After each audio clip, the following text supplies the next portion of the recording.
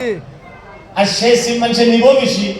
তদরূপ আল্লাহ নবী সাল্লাল্লাহু আলাইহি ওয়াসাল্লামের উম্মতকে মহান রব্বুল আলামিন এত সুন্দরভাবে নির্বাচিত করছে যে সারা নিয়ামত আমাগরে বাগাই দিয়া লাইছে।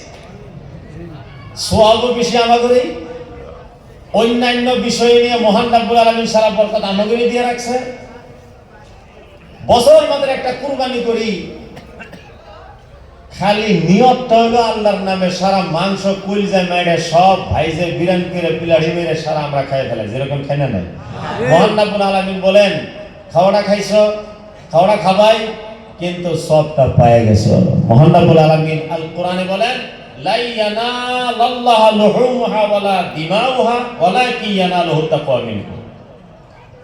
মহান রব্বুল আলামিন বলেন আমার কাছে রক্ত আসে না, মাংস আসে না, কুরবানির কোনো অংশ আসে না, কিন্তু তোমাদের কাছ থেকে আমার কাছে তাকওয়া আসে, পরহেজগারি আসে। যেরকম মারহাবা মারহাবা।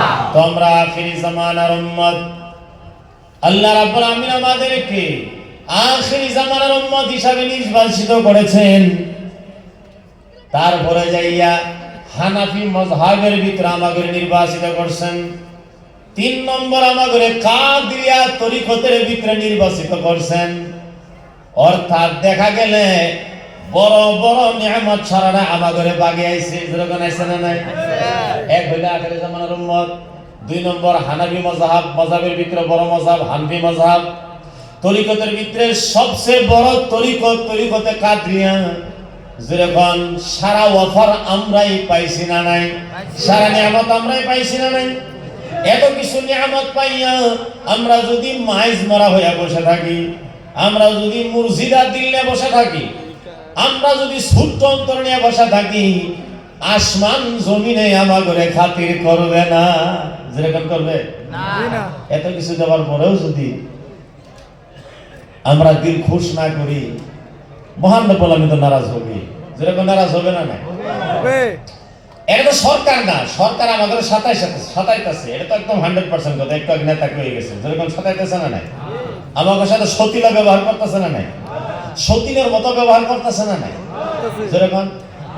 তারপরেও তো আমরা দেশের হয়ে কাজ কাম করতেই আছি, করতেই লাগবো, নাহলে আমরা দেশদ্রোহী হয়ে যাব। আমরা দেশের জন্য জান মাল ইজ্জত আবরু সব কোরবান করার জন্য রাজি আছি, যেরকম আছে না নাই। ওনারা আমাদের জ্বালাই কিসের জন্য জানেন?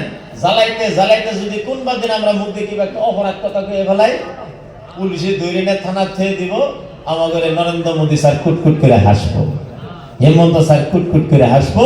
এই হাসার লাগিয়া শক্ত শক্ত কথা কয়, যাতে আমরা তার রিয়াকশন দিয়ে আমরা থানার ভর্তি হয়ে যাই, হাজতে ভর্তি হয়ে যাই, পুলিশ কাস্টাডিতে যাই, আর আমাদের নারাদাসার দিকে তারা হাসো। এটা তারা চায়, কিন্তু আমরা কম চালাক না। তোমরাই যত গালি দাও, আমরা হইলাম ইমামে হুসেনের ওফাদার, ইমামে হুসেনের এতাত গুজার, ইমাম হুসেনকে মাননেওয়ালা।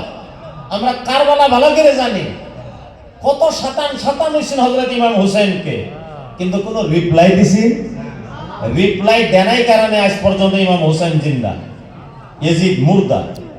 আমরাও কম চালাক না, আমরা ইমামে হুসেনকে মাননেওয়ালা। এই জন্য আমরা সবর করব, ধৈর্য ধরবো।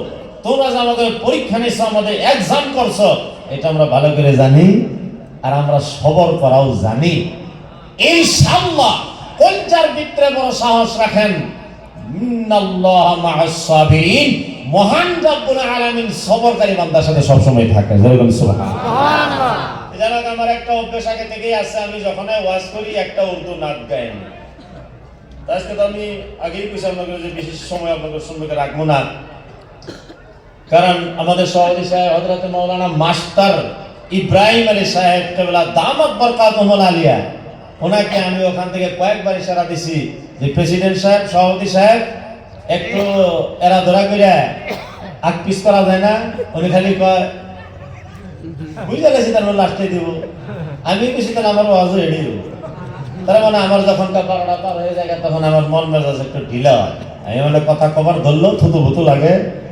এই জন্য আমি আপনাদের কাছে গুস্তাকি মাফ চাই নাই। কথা কইতে যদি আকার আকারের কোনো ভুল হয়ে যায়, এটা আপনাদের মাফ করুন লাগবো।